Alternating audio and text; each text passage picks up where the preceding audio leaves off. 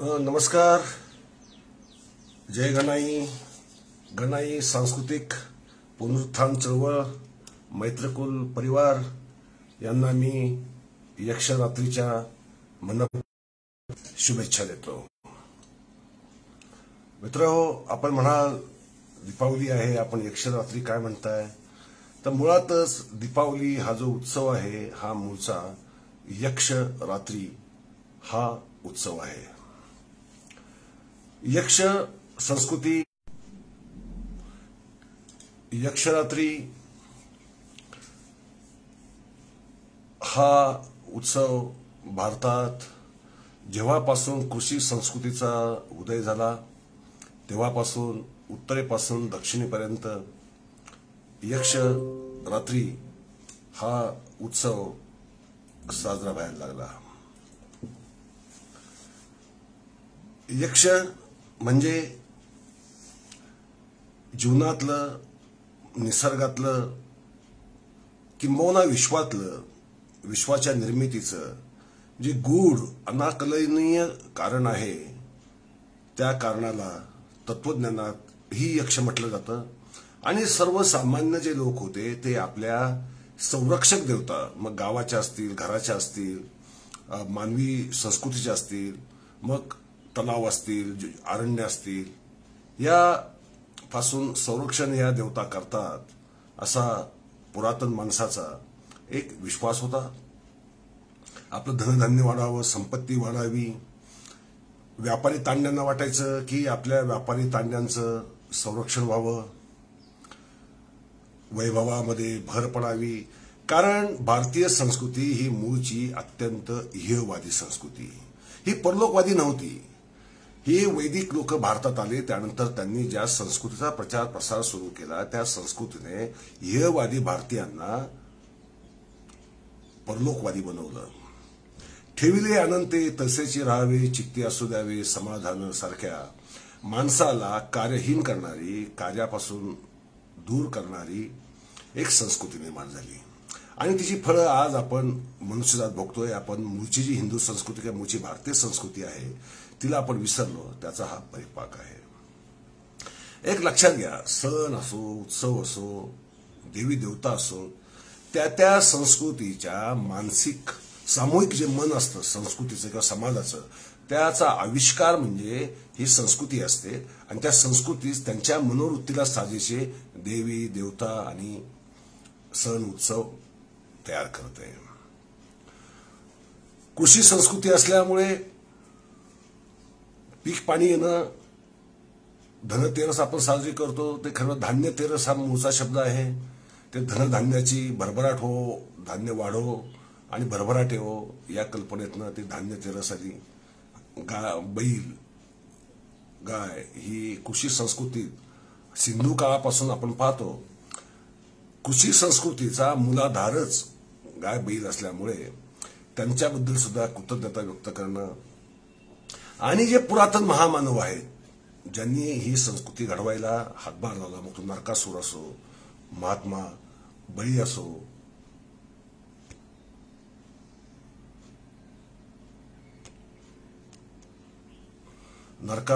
महात्मा बळी असो, त्यांचं स्मरण करणं, त्यांच्याबद्दल कृतज्ञता अर्पण करणं आणि त्या कृतज्ञतेतून पुढचं वर्ष म्हणजे बलिप्रतिपदा लगेच येते. महात्मा बळीच्या नावाने नवीन वर्ष सुरू करणं हा या संस्कृतीचा मूलाधार होता. आज नरक चतुर्दशी आहे आणि कुबेर पूजनही आहे. लक्षात ठेवा, लक्ष्मीपूजन नाही, हे कुबेर पूजन आहे. कारण कुबेर हा यक्षांचा अधिपती मानला जातो. आणि शिवशंकराचा म्हणजे भारतीय संस्कृतीचा जो मूल देवता मानली गेलेली आहे त्याचा तो अनुयायी मानला जातो.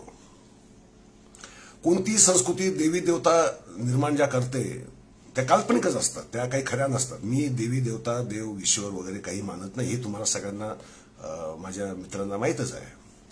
परंतु हा मानवी संस्कृतीचा, मानवी मनाचा पुरातन आविष्कार असल्यामुळे त्यांचा अभ्यास करणं आणि आपली मनोवृत्ती, आपली मानसिकता समजावून घेणं हे फार महत्वाचं असतं.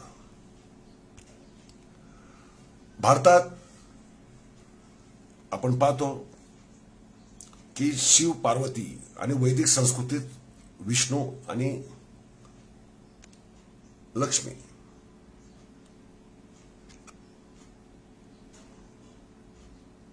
या ज्या देवता आहेत यातला आपण फरक पाहूयात. म्हणजे वैदिक संस्कृतीचा आणि हिंदू संस्कृतीचा किंवा भारतीय संस्कृतीचा मूलाधार काय आहे. शिव आणि पार्वती हे बरोबर असतात, सारीपाट खेळत असतात, भांडत असतात, एकमेकांवर रुसत असतात, रागावत असतात. जे तंत्रशास्त्रातले जे अगणित ग्रंथ आहेत ते शिव पार्वती संवादात नाहीत. कधी पार्वती प्रश्न विचारते, शिव उत्तर देतो, कधी शिव प्रश्न विचारतो, लक्षात घ्या, शिव पार्वतीला प्रश्न विचारतो आणि पार्वती उत्तर देते. अशा स्वरूपाने हिंदू तत्वज्ञान किंवा भारतीय तत्वज्ञानाची पायाभरणी तिथनं व्हायची सुरुवात झाली. तेच आपण वैदिक संस्कृती जर पाहिलं तर लक्षात येईल आपल्या की विष्णू आहे, लक्ष्मी आहे, तिथे जोडपच आहे. परंतु विष्णू आणि लक्ष्मी ही विष्णूच्या पायाशी बसलेली असते, पाय चेपत बसलेली असते. बरोबर आहे का नाही. लक्ष्मी ही विष्णूचं पाय चेपत बसलेली असते. विष्णू आणि लक्ष्मी यांच्या संवाद झालाय, त्यांच्या तत्वज्ञानात्मक संवाद झालाय. अशा प्रकारची एक साधी छोटीशी कथा सुद्धा अस्तित्वात आज नाही. कारण वैदिक संस्कृतीमध्ये स्त्रीला स्थानच नाही. तिचं स्थान फक्त पुनरुत्पादन करणं, प्रजा उत्पादन करणं, याच्या पलीकडे तिला कसलंही महत्व स्त्रीला वैदिक संस्कृतीत नाही. त्याच्यामुळं या ज्या दोन संस्कृती आहेत, म्हणजे एक हिंदू संस्कृती किंवा भारतीय संस्कृती आणि बाहेरनं आलेली वैदिक संस्कृती, यांच्या मूळ तत्वज्ञानात, त्यांच्या मूळ विचारसरणीत, त्यांच्या मूळ आचरणामध्ये आणि जगण्याच्या पद्धतीमध्ये प्रचंड फरक आहे. हा फरक लक्षात असूनही दोन धर्मांना आपण एकत्र समजतो, हिंदू आणि वैदिक हे एकच आहेत असं समजतो. तेथेच आपली गफलत झालेली, आपला जो सांस्कृतिक गोंधळ झाला आहे आणि सांस्कृतिक गोंधळातनं मानसिक गोंधळ झाला आहे, तो त्यातनं आपण दूर झालेलो नाहीये. यक्ष संस्कृती गंगेच्या खोऱ्यात उगम पावली, सिंधू संस्कृती फफावली आणि दक्षिणेपर्यंत यक्ष हे जीवनाचं महत्वाचं स्थान झालं. आज आपण असंख्य देव पुजतो, ते मूळचे यक्ष आहेत हे सुद्धा आपल्याला माहिती नसतं. म्हणजे भैरवनाथ असेल, खंडोबा असेल, ज्योतिबा असेल, हे सगळे यक्ष. यक्षांबद्दल, यक्षांचे तलाव होते. सुदर्शन नावाचा यक्ष होता, त्याच्या नावाचा प्रचंड मोठा तलाव परकीय राजा नहपान याने बांधला.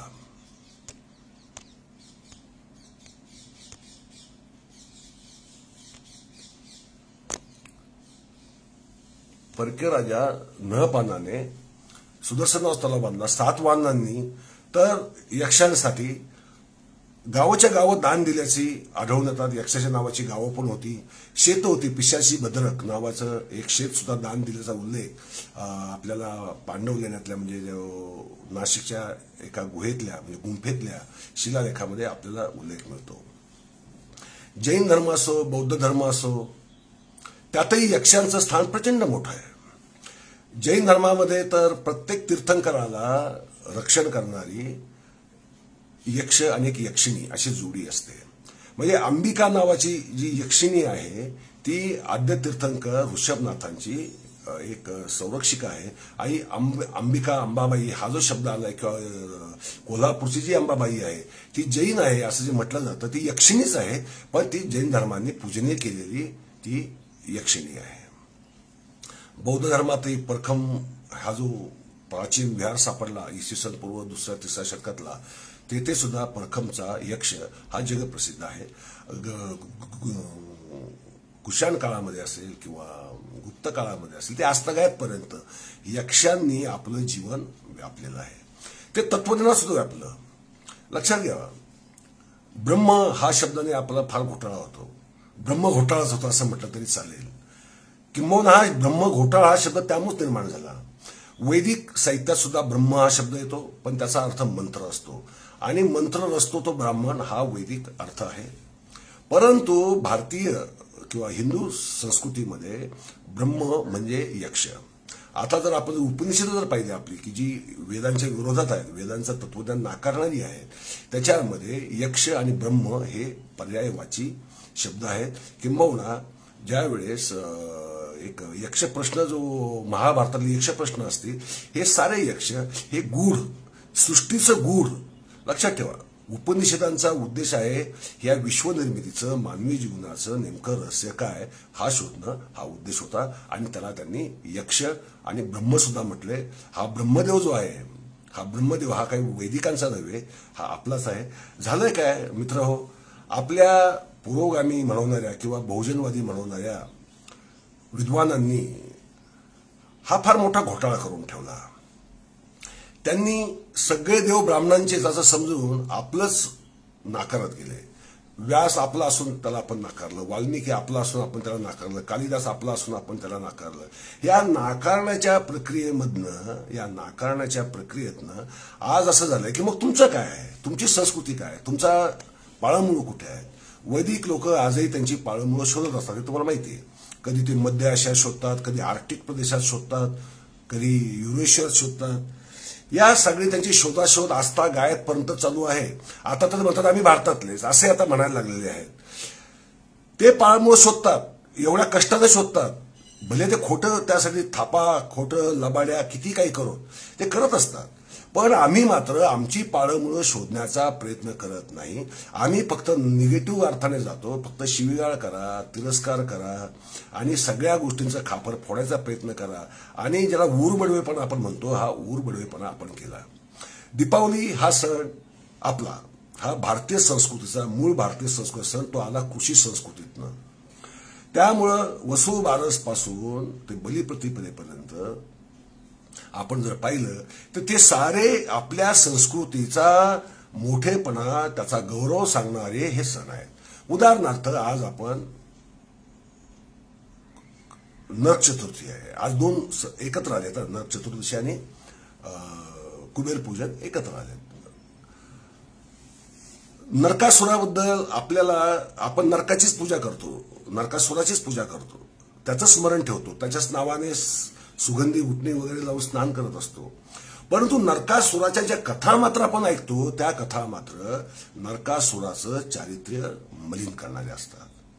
आता नरकासुराच्या आपण या वैदिकांनी निर्माण केलेल्या भाकड कथा थोड्याशा पाहिल्या पाहिजे. नरकासुर हा भूदेवीचा पुत्र म्हणजे भूमिपुत्र. लक्षात ठेवा, भूदेवी ही त्याची आई. भूदेवी म्हणजे आपण पार्वतीचं किंवा शक्तीचं किंवा स्त्री शक्तीचं एक रूप मानतो. तो तिचा पुत्र. त्याला दीर्घायुष्याचा वरदान होतं. विष्णू त्यानंतर मग 16,000 राजकन्या कैद केल्या, आपल्या बंदिवासात ठेवल्या आणि स्वर्गावर स्वारी करण्याचा त्याचा बेत होता. मग इंद्रिय घाबरला. मग इंद्र विष्णूकडे गेला आणि म्हणाला की हे तर काही खरं नाही, हा नरकासुर तर माझं आसन सुद्धा डगमगीत करून टाकेल, काय करायचं. तो म्हटला की आता वराह अवतार चालू आहे. लक्षात घ्या, आता काय चालू आहे, वराह अवतार चालू आहे. मी कृष्णाच्या अवताराच्या वेळेस नरकासुराची हत्या करेल आणि त्याच्यात पापांचा घडा त्या दिवशी भरलेला असेल. आता बघा, वराह अवतार ते कृष्णाचा अवतार म्हणजे अवतार संकल्पना मुळात कशी बोगस आहे मी नंतर सांगतोच. ती अत्यंत बोगस अशी कल्पोपकल्पित अशी वैदिकांनी आपलं वर्चस्व निर्माण करण्यासाठी बहुजन नायक किंवा हिंदू नायक अपहरण करून आपलेच कसे दाखवायचे यासाठी निर्माण केलेली ती एक क्लुप्ती होती, एक आयडिया होती, एक भूलथाप होती. तर तो काय म्हणतो की आता वराह अवतार चालू आहे, कृष्णावताराच्या वेळेस मी नरकासुराची हत्या करेल. आता लक्षात ठेवा, मध्ये किती अवतार झालेत. मध्ये परशुराम झाला, यांचा राम झालाय. म्हणजे या अवतारांनी काही केलं नाही. लक्षात ठेवा, फक्त नरकासुरासाठी कृष्णाचा अवतार झाला असं मानलं जातं. मग कृष्ण आणि नरकासुराचं युद्ध झालं. त्यात नरकासुर मारला गेला आणि मग म्हणे नरकासुराने वरदान मागितलं की कृष्णा, माझ्या स्मृतीस राहण्यासाठी माझ्या नावाने एक सण असला पाहिजे आणि तोही असा सण की जो मग नरक चतुर्दशी म्हणून प्रसिद्ध झाला, असं एक कथा सांगते. दुसरी कथा असं सांगते, तिथं अजून गमतीची आहे. कृष्ण नरकासुराशी झालेल्या युद्धात कृष्ण एवढा घायाळ झाला, पडला युद्धभूमीवर. मग त्याची पत्नी सत्यभामाने युद्ध हातात घेतलं आणि सत्यभामाच्या हातून नरकासुर मारला गेला. म्हणजे नरकासुर नेमका कोणाच्या हातून मेला. जर नरकासुराच्या हत्येसाठी जर कृष्णाचा अवतार झाला असं आपण मान्य केलं तर सत्यभामाने मारलं हे कसं? म्हणजे आपण काय करत गेलो, ह्या कथा ऐकत गेलो आणि आपण आपल्या मनामध्ये आपल्याच महापुरुषांबद्दल, आपल्याच महामानवाबद्दल एक मनामध्ये किल्मिष निर्माण करत गेलो. हा दोष वैदिकांचा नाहीये. वैदिकांनी त्यांचं काम केलं, त्यांना जे करायचं होतं ते लांड्या लबाड्या केल्या, पण त्या लांड्या लबाड्या उघडकीला आणणं एवढं सहज सोपं असताना सुद्धा आम्ही ते केलं नाही. आम्ही फक्त ऊर बडवेपणा करत बसलो की अरे बघा बघा बघा बघा बघा नरकासूर एवढा आमचा महापुरुष, बळी एवढा महापुरुष, त्याचं काय झालं. हा आपली चूक होती. ही आपली चूक आपण नीट समजावून घेतली पाहिजे. दुसरी गोष्ट अशी, मग खरी कथा काय? आता गंमत सांगायची म्हणजे वैदिक लोक ज्यावेळेस भारतात आले त्यावेळेस त्यांनी शतपथ ब्राह्मण नावाचा एक ग्रंथ लिहिला.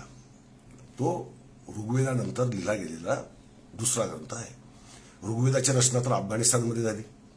भारतात ते ज्यावेळेस आले शरण पारशी लोकांनी त्यांना हाकललं अक्षरशः.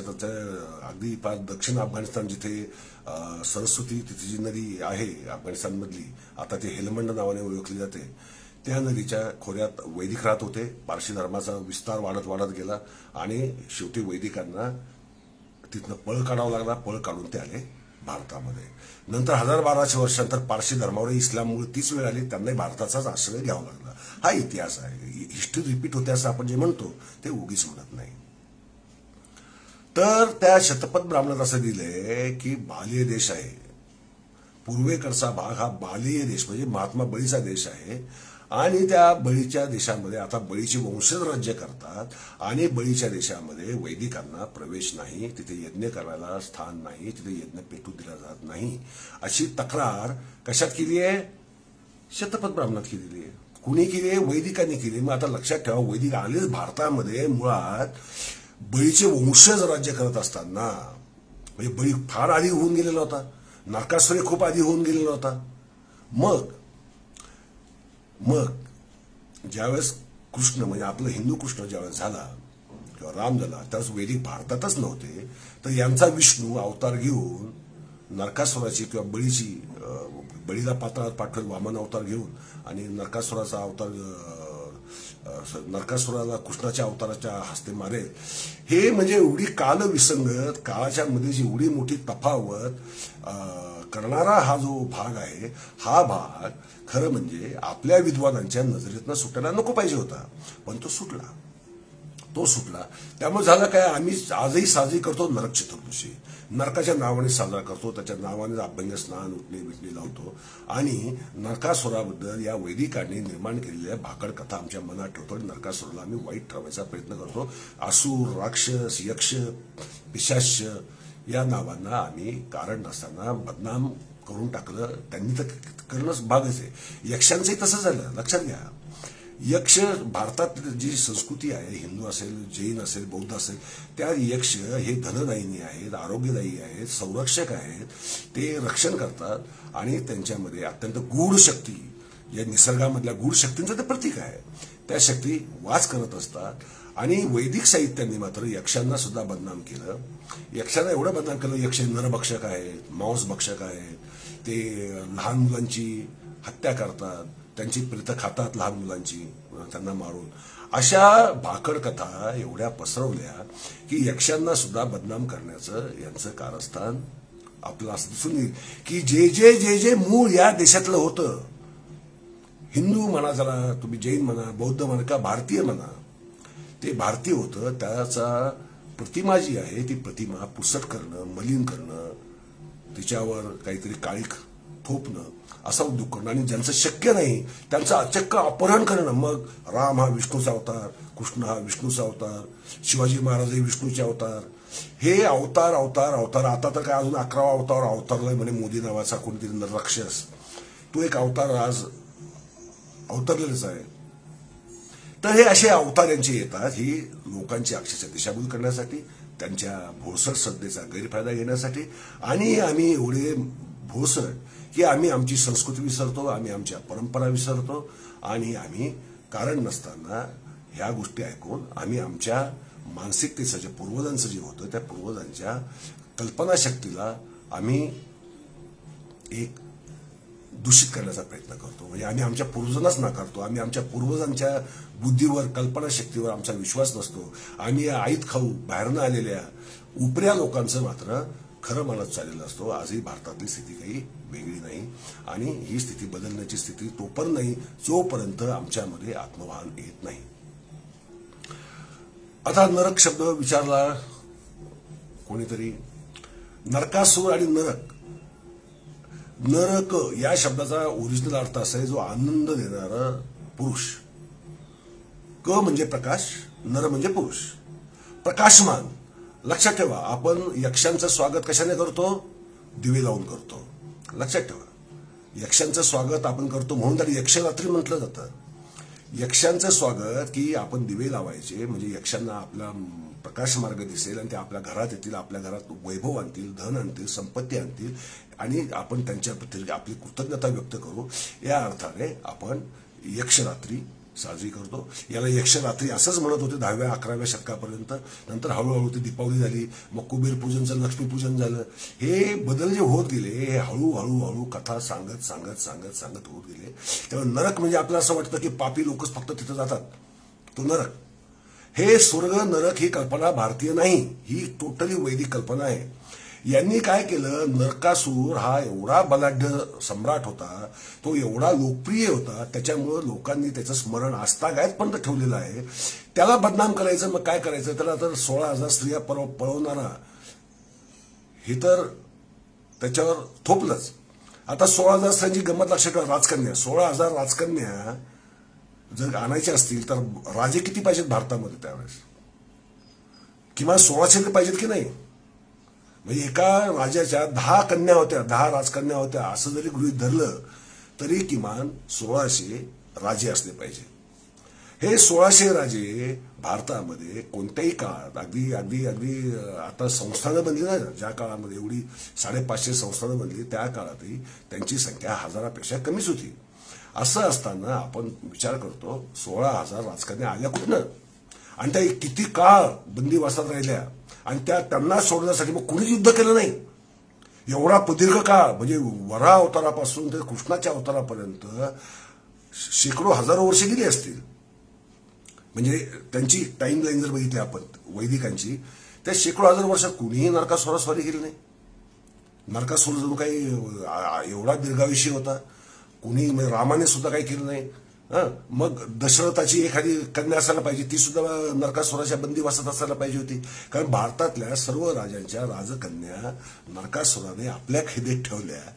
ही कल्पनाच एवढी हास्यास्पद आणि भ्रामक आहे. म्हणजे ही सरळ सरळ नरकासुराला बदनाम करण्यासाठी निर्माण केली गेलेली एक भाकड कथा आहे. हे आपण नीट लक्षात घेतलं पाहिजे. तर नरक, नरक हा शब्द आणला नरकासुरावरूनच की वाईट गोष्टी असतील त्या नरकात असतात, पापी माणसं नरकामध्ये जातात, बरं का.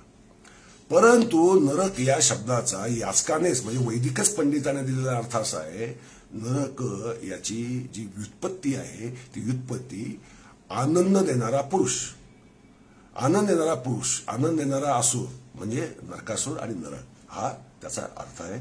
अनेक शब्दांचे अर्थ कालोखात बदलले जातात. असुर शब्दाचा अर्थ सुद्धा पूर्वी प्राणवान, वीर्यवान, प्रकाशमान, सूर्याचं दुसरं नाव असुर होतं हे आपण विसरतो आणि आपण कालोखामध्ये जसं आदर्श घोटाळा झाल्यामुळे आदर्श हा शब्द कसा बदनाम झाला, असे अनेक शब्द काही कारणाने बदनाम केले जातात किंवा होतात. तसं अनेक शब्दांचा झालेले. राक्षस या शब्दाचे तसंच आहे. रक्षती इति राक्षसा, जो रक्षण करतो तो राक्षस, हे राक्षस या शब्दाचा अर्थ आहे. संस्कृत भाषा काय वैदिकांनी बनवलेली नाहीये. संस्कृत भाषा बौद्धांनी, जैनांनी आणि हिंदूंनी, इथल्या पंडितांनी इसवी सनाच्या 2ऱ्या शतकामध्ये विकसित केली. आणि संस्कृतमधलं पहिलं नाटक सौंदर्य हे अश्वघोषाने लिहिलं, हे सुद्धा आपल्याला माहिती आहे. यांचं काहीच नाहीये. हे आपल्याला फक्त थापा थापा थापा आणि थापा. आता बघता ना मोदी सुद्धा किती थापा मारतात की नाही? थापाच मारत असतात सातत्याने. जगात गेले तरी थापा, इथे असते तरी थापा. जगात जायचं, गांधीजींच्या पुतळ्यासमोर झुकायचं, इथे गांधीजींना शिव्या द्यायची, नाटकं करायची. हे यांच्याकडे ओरिजिनल असं मुळात काही नाही. यांना नावं बदलायची फक्त. मुघलसराय स्टेशनचं नाव दीनदयाळ उपाध्याय करून टाकायचं, याचं नाव बदला, त्याचं नाव बदला. हे फक्त नाव बदलू शकतात, हे निर्मिती करू शकत नाही. निर्माण करण्याचं कौशल्य यांच्याकडे नाही. ना यांना शेतीतलं कौशल्य होतं, ना यांना व्यवसायातलं कौशल्य होतं, ना व्यापारातलं होतं. ह्या सगळ्या ज्या कथा आहेत, आपण काय करतो की आपण दुर्दैवाने अभ्यास करत नाही. ह्या बहुजनांचा किंवा हिंदूंचा, जैनांचा आणि बौद्धांचा सुद्धा प्रॉब्लेम हा आहे की अभ्यास करत नाहीत, भाकड कथांमध्येच रममाण होतात आणि मग ब्राह्मणांना शिव्या देत बसतात. अरे ब्राह्मणांना शिव्या देऊ नका, तुम्ही सत्य शोधा ना. सत्य काय होतं, ते काय खोटं होतं ते उलगडून दाखवा. म्हणजे ते त्यांनाही मान्य करावं लागतं, तू आपला बहुजनही मान्य करतील आणि आपली मन शुद्ध आणि स्वच्छ होतील. शिवीगाळ करत बसल्यामुळे आपली मन शुद्ध होत नाही, आपण विद्वान होत नाही, आपण बुद्धिमान होत नाही, आपण प्रकाशमान होत नाही. यक्ष रात्री आहे प्रकाशमान होण्यासाठी. लक्षात ठेवा, अमावस्येची रात्र असते, कालांधार व्यापलेला असतो. आज तर काय लाईट्स वगैरे असतात, त्यामुळं आपल्याला कालांधाराची आज काही वाटत नाही. परंतु जेव्हा हे काहीच नव्हतं, अरण्य होती, उजाळ मारण होती, वाळवंट होती, नद्या होत्या, जलाशय होती, त्या काळामध्ये प्रकाशाचं महत्व घरांमध्ये, रानांमध्ये, अरण्यातनं प्रवास करताना प्रकाशाचं महत्व किती असेल याची कल्पना आपण आज नाही करू शकत. कारण आपल्याला प्रकाशाची आता सवय झालेली आहे. आपण संध्याकाळ झाली की लगेच लाईट ऑन, सकाळ झाली लाईट ऑफ. म्हणजे आम्ही रात्रंदिवस तसे आज प्रकाशात असतो. म्हणजे भलं तो अज्ञानाचा प्रकाश असेल, मी म्हणतो प्रकाश हा ज्ञानाचाच असतो असं नाही, अज्ञानाचा सुद्धा असतो. आणि आम्ही घन अज्ञानाच्या प्रकाशामध्ये आज सापडलेलो आहोत. त्या यक्षरात्री आहेत. यक्ष हे शिवशंकराचे, पार्वतीचे अनुचर, अनुयायी मानले जातात आणि त्यांच्यावर भारतीय उपखंडामध्ये लोकांची श्रद्धा होती, आजही आहे, भविष्य काळातही राहणार आहे. दीपोत्सव मागेही साजरा होत होता, आताही साजरा होईल, पुढे होईल. पण पण पण पण एक महत्वाचा भाग आहे. मी आता म्हटलं तुम्हाला की एक का होता की ज्यावेळेस अंधारासाठी प्रकाश देण्यासाठी आपण ते पंट्या बिंट्या लावून कोणत्या साधन तेच होतं ना, दुसरं साधनच काय नव्हतं. एक पंटी किंवा चिमणी किंवा कंदील, टेंबा, मशाल, याच्या पलीकडे प्रकाश निर्माण करण्याची, अंधारावर मात करण्याची आपल्याला साधन नव्हते. त्यावेळेस हे दिवे लावणं वगैरे वगैरे वगैरे ठीक होतं. आज आम्ही प्रकाशाच्या युगात आलोय. पण ज्ञानदीप लावू जगी असा ज्ञानाचा प्रकाश निर्माण करण्यासाठी आम्ही बहुजन, आम्ही हिंदू, जैन आणि बौद्ध काय करतोय. आज जैन धर्मीय लोक RSSच्या नादी लागले, बौद्ध धर्मीय लोक कट्टरतावादी बंड्याच्या मार्गावर चालू आहेत. म्हणजे अंधाराकडेच वाटचाल चालू आहे. कारण बुद्धी आली म्हणजे प्रकाश पडतो अशातला भाग नाही. कट्टरतावाद म्हणजे अंधाराच असतो. कट्टरतावाद कोणाचाही असो, कोणीही कट्टरतावादी हा अंधारमयच असतो, अंधकारमयच असतो. त्याच्या जीवनामध्ये सुखाचा प्रकाश येणं शक्य नाही, ज्ञानाचा प्रकाश येणं शक्य नाही. तो अज्ञानीच राहणार, तो कालांधारातच डुबणार. हे काळा दगडाची रेघ आहे. मग आज आमची दिवाळी कशी व्हायला पाहिजे. आमची दिवाळी आम्ही ज्ञानामध्ये, बुद्धीमध्ये, विचारांमध्ये, संपत्तीमध्ये आम्ही खरोखर किती भर घालू शकलो. आम्ही काय बोनस किती मिळाला, सरकारने कोणते भाव वाढवले, कोणते कमी केले, आम्ही यातच दंगलेलो आहोत. आम्ही काय करतो, आम्ही काय करायला पाहिजे. आम्ही संपत्तीची निर्मिती आमच्या पूर्वजांनी केली, जगभर व्यापार केला, तसा आम्ही का करू शकत नाही हा विचार आम्ही करत नाही. आमच्या ज्ञानाच्या सीमा आजही आम्ही नोआल युवा हरारी वाचून आम्ही आमचं जगाबद्दलचं मत बनवणार. परंतु नोआल युवा हरारीने 50% थापा मारलेल्या आहेत. हे आपल्याला माहिती असतं का. कारण आपण अभ्यासच केलेला नसतो. खरं सांगायचं म्हणजे एका युरोपियनने लिहिलं म्हणजे सत्यच असलं पाहिजे, गोऱ्या माणसाने लिहिलं म्हणजे भारतामध्ये असं झालंय, ब्राह्मणाने लिहिलं ते खरं असतं, नाही तर गोऱ्या माणसाने लिहिलेलं खरं असतं. मग संजय सोनवणे काय म्हटलं, अरे संजय सोनवणे कोण, तो त्याला काय येतंय असं. आम्ही म्हणून संजय सोनवणे टाळून देणार, आम्ही आमच्या किशोरदादांना टाळून देणार, आम्ही आमच्या अशोक राणांना टाळून देणार, आम्ही आमच्या साळुंके सरांना टाळून देणार, अगदी पाटील सरांना टाळून देणार. म्हणजे आमची लायकीच ही अशी झालेली आहे की आम्हाला आमच्या लोकांना, आम्हाला आमच्यातनं मोठं काहीतरी निर्माण करता येऊ शकतं हा आत्माभिमानच आम्ही गमावलेला आहे. मग आत्माभिमान गमावून बसणाऱ्यांनी दिवाळी साजरी केली काय, नाही केली काय, काय फायदा आहे. ते यक्ष बिचारे काय करणार आहेत, काही करणार नाहीत, काही करू शकत नाही. कुबेर काय करणार आहे, काही करू शकत नाही. ते घर बसल्या तुम्हाला कोणी घरात संपत्ती आणून देत नाही, तुम्ही म्हणता स्वागत करा नका करू, काही फरक पडत नाही. कारण हे स्वागत हे अत्यंत ओपन माइंडेड लोकांकडनं होतं. आपली मनं संकुचित आहे. संकुचित मनाचे लोक आयुष्यामध्ये कधीही प्रगती करू शकत नाहीत, हे आपण समजावून घ्यायला पाहिजे. झापड बांधलेली असतात, आम्ही झापड बांधलेली असतात. ती झापड बांधल्यामुळे आमच्या ज्ञानाच्या मर्यादा आम्हीच आखून घेतो, आम्हीच चौकट आखून घेतो आणि त्या चौकटीच्या आतमध्ये आम्ही स्वतःला शहाणे समजत राहतो, मिरवत राहतो. आपलाच फक्त वाह म्हणणाऱ्याचा ग्रुप तयार करतो आणि मिरवत राहतो आणि स्वतःला शहाणे समजत राहतो. हा आमचा मूर्खपणा कधी संपणार आहे? आमच्या विचारवंतांचं तेच आहे, आमच्या नेत्यांचं तेच आहे, आमच्या लेखक साहित्यिकांचं तेच आहे. त्याच्यामुळे झालंय असं की आम्ही जागतिक दर्जाचं किंवा राष्ट्रीय दर्जाचं काही निर्माण करू शकत नाही. ना संपत्ती निर्माण करू शकत, ना ज्ञान निर्माण करू शकत, ना साहित्य निर्माण करू शकत, ना काव्य निर्माण करू शकत. ही आमची आज शोचनीय अवस्था आहे. दिवाळी त्यासाठी नसते. आमची आजची दिवाळी आजच्या काळाच्या स्वरूपाने ती बदलली पाहिजे. ती बदलण्यासाठी आम्ही काय करतोय? आम्ही काही करत नाही. मग आम्ही स्वतःला विज्ञान युगाचे, ज्ञानयुगाचे अपत्य कसे समजून घेतो? आम्हाला कोणी अधिकार दिला? आम्हाला कोणी तो अधिकार दिलेला नाहीये. आम्ही तो अधिकार गमावून बसलो आहोत, गमावत चाललो आहोत. आम्हाला वैदिकांच्याच भाकडकथा खऱ्या वाटतात. म्हणजे आम्ही धर्माच्या दृष्टीने परावलंबी, सांस्कृतिक दृष्ट्या सुद्धा परावलंबी. आमचं आकलन संस्कृतीचं आमचं आकलनच शुद्ध नाही. आमचं काय होतं हेच आम्हाला माहित नाही. आम्ही म्हणून व्यासपीठ म्हणायचं नाही, काय ते विचारपीठ म्हणायचं. का व्यासपीठ म्हणायचं नाही? व्यास हा हिंदू होता, वैदिक नव्हता. त्याचं अपहरण केलं, ही गोष्ट खरी. पण अपहरण केलं सोडून आला ना.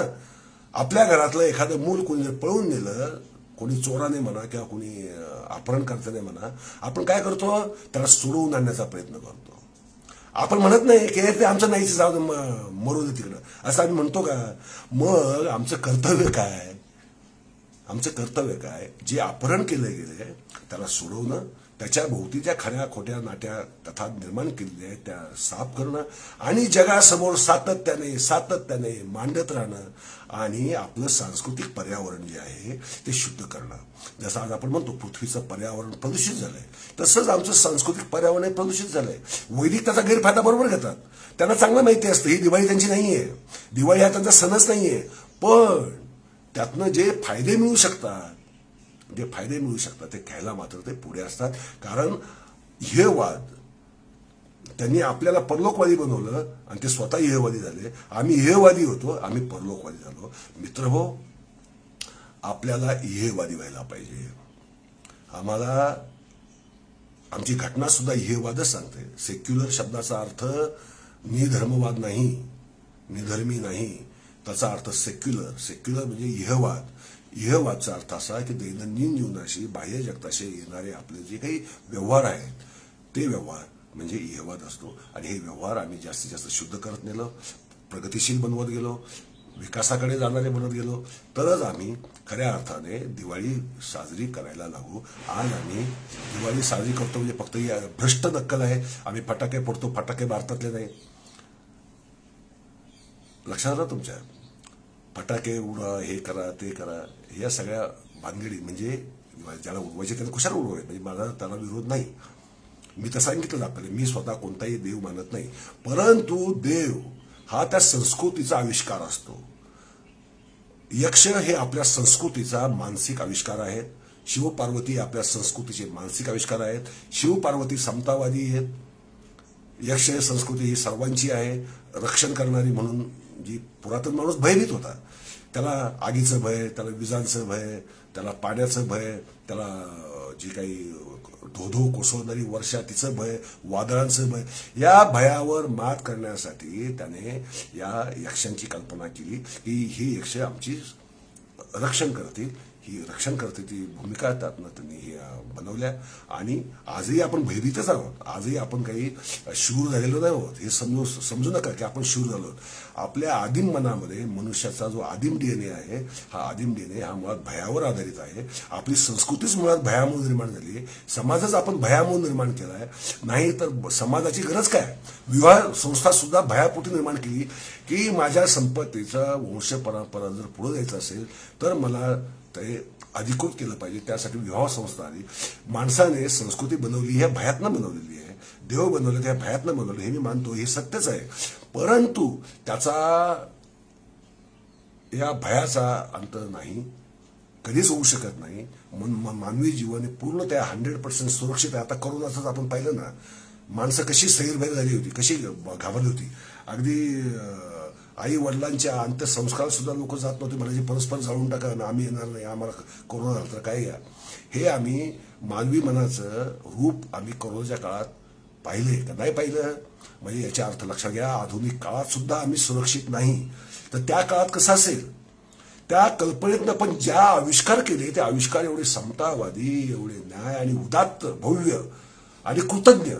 यक्षरात्री, यक्षांबद्दल कृतज्ञता व्यक्त करण्यासाठीचा उत्सव, शेतकऱ्यांचं धनवैभव वाढावं यासाठी केलेली, विनम्र मनाने केलेली प्रार्थना, त्यांचं पूजन, कुबेराचं पूजन, हे यक्षरात्रचं महत्व. लक्ष्मीपूजन हे फार यांनी नंतर हळूहळू इंट्रोड्यूस केलं.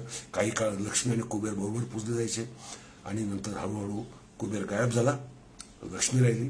म्हणजे यक्षरात्रीची दीपावली झाली. यक्षरात्राची दीपावली झाली, तिथेच आम्ही आमचं सांस्कृतिक बळ गमावलं, आम्ही हरलो. हे आम्ही हरलो, ठीक आहे, होतं इतिहासामध्ये, हार जिथे येत असतात. परंतु आम्ही हरलो म्हणून हताश होऊन, हतबल होऊन बसण्यापेक्षा कंबर कसून ताठ मानेने पुन्हा एकदा जे आमचं होतं ते पुन्हा आम्हाला मिळवावं लागेल. तरच आमचा मानसिक, सांस्कृतिक, सामाजिक उद्धार होईल. नाहीतर आज आमचं रणगाणी चाललेली आहे की जातीवाद संपत नाही. अरे कसा संपेल तो? कारण तुम्हाला जातीचं आकलनच तुमचं खोटं आहे आणि चुकीचं आहे, बोगस आहे. त्या संपणार कशा? जाती अशा संपत नसतात. अशा बोगस आकलनावर जाती संपत नाहीत. नास्तिक व्हावं असं अनेक लोक म्हणतात. नास्तिक कसं होणार? ज्या वेळेस मनुष्य प्रबुद्ध होतो, विद्वान होतो, तेव्हा त्याला हळूहळू समजायला लागतं ह्या कल्पना आहे. पण त्या कल्पना सुद्धा, आपण साहित्य वाचतो त्याही कल्पनाच असतात, चित्र पाहतो ती कल्पनाच असते. पण त्यातलं सौंदर्य, त्याचं विचार वैभव हे आम्हाला मोह घालतं की नाही? ते आम्हाला मोह घालतं. म्हणजे कल्पनाला सुद्धा तेवढंच जीवनामध्ये मोल आहे. त्यामुळे त्या निव्वळ कल्पना म्हणून फेकून द्या, बाजूला टाकून द्या आणि दुर्लक्ष करा. असं जो करतो तो मूर्ख असतो, एवढंच मी म्हणेल. तर मित्रहो, मी सर्वांना यक्षरात्रीच्या आनंद शुभेच्छा देतो. आपल्या यक्षरात्री भविष्य काळामध्ये अत्यंत प्रकाशमान, तेजोमय, ज्ञानाच्या अर्थाने, संपत्तीच्या अर्थाने, यशाच्या अर्थाने, जीवनातल्या कर्तृत्वाच्या अर्थाने उजळत राहो आणि